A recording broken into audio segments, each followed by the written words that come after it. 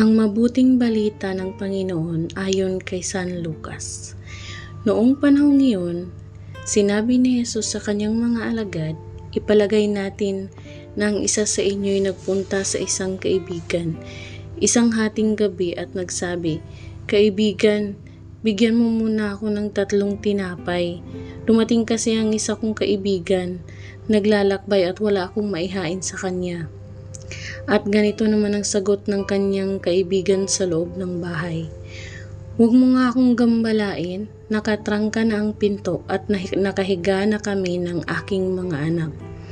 Hindi na ako makakabangon pa upang bigyan kita ng iyong kailangan.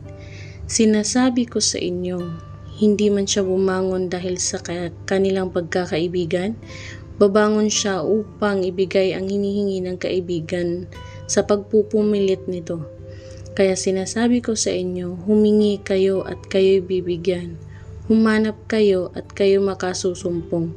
Kumatok kayo at ang pinto'y bubuksan para sa inyo. Sapagkat tumatanggap ang bawat humihingi, nakasusumpong ang bawat humahanap, at binubuksan ang pinto sa bawat kumakatok. Kayong mga ama, bibigyan ba ninyo ng ahas ang inyong anak kung humihingi ng isda? Bibigyan ba ninyo siya ng alakdan kung siya'y humihingi ng itlog?